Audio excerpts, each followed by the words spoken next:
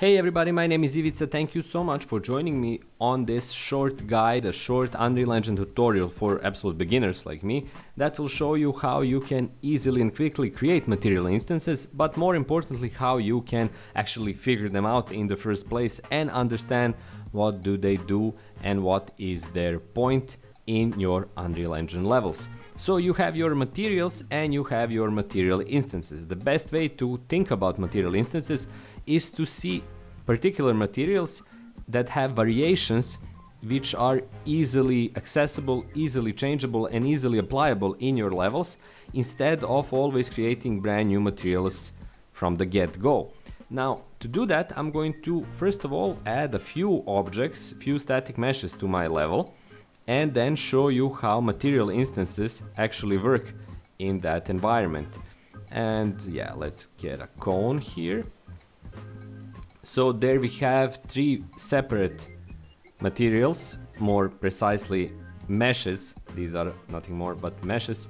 Base materials will be added to these in terms of color, which I'm going to create using a single material that I will then turn into several instances. To do that, I first of all need to create a new material. I'm going to name it color, because it's going to be the only parameter that we're going to change. You can change a bunch more, but color is the starting point.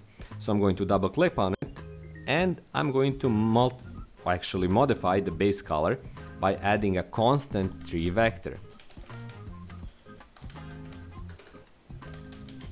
Here it is.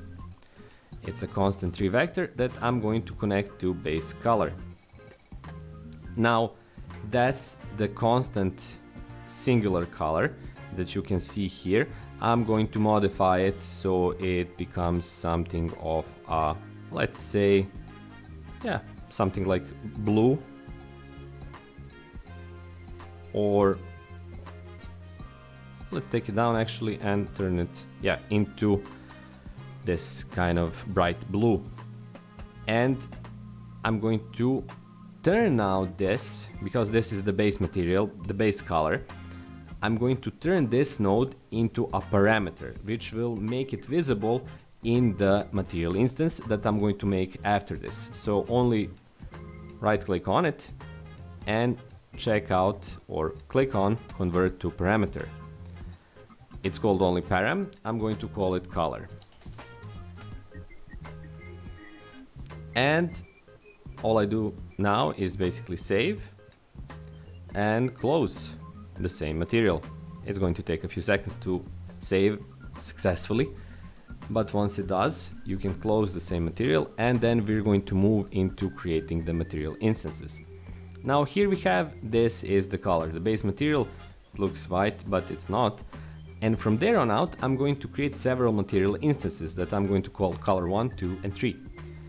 I'm going to right click on it and choose create material instances. I'm going to call this color 1.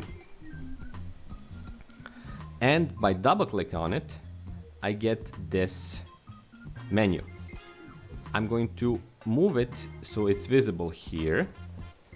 And I'm going to check the color. As you can see, global vector parameter, that's values. I'm going to check the color, and from this slider, I'm going to change it to something of a reddish.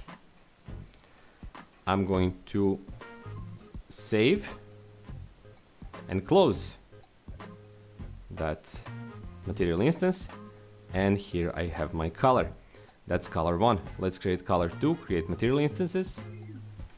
Color 2. Again, double click. I'm going to move it here so it's visible. I'm going to place it on my object, and again I'm going to modify it in real time. As you can see, wherever I'm doing, it's showing off in real time as well. I'm going to again save, close, and I'm going to create a third material instance that is going to be a different color. 3. Again, double clicking on it, minimizing it, not that much actually. We can do it from here as well. Selecting the color, and making something into green, saving it, closing it, and adding it to the level. This way you can create how many material instances you want. Also, you can modify, add additional parameters by, for example, modifying metallic levels, specular levels, roughness, anything, emissiveness, anything and everything you might want through a simple, basically the same process of turning those nodes into parameters, which then makes them accessible as material instances, which are a lot easier for manipulation, movement, changes and everything else. And of course, the most important thing is that you can modify them in real time and see the results. So there you have it. This was a short and very easy beginner guide that explains first of all and then presents the process of creating material instances. Hopefully you found it useful. If you did, please subscribe to my channel. That's the easiest thing you can do if you're into Unreal. I create basic Unreal tutorials each week, but I also create different stuff as well. I have a podcast and I'm into gaming overall, so you can watch those as well. Leave a like. If you have any questions, please don't hesitate to leave them. I'll do my best to answer, or at least pin the comments so that someone else can answer who knows a lot more than I do when it comes to Unreal Engine. There is also a bunch of other ways how you can support me. I have a Patreon page for anyone who'd like to pitch in $1 or $2 per month to help me keep this process of creating these guides and tutorials going. Leave $1 or $2 per month on Patreon. I would be really grateful. And I also sell books on Amazon. You can send me a tip in cryptocurrencies, a bunch of other stuff. But the most important one, the cheapest one and the easiest one is to simply subscribe, leave a like, check out my other videos, and be here for my new videos once they come out. That's all for me. Thank you so much for watching.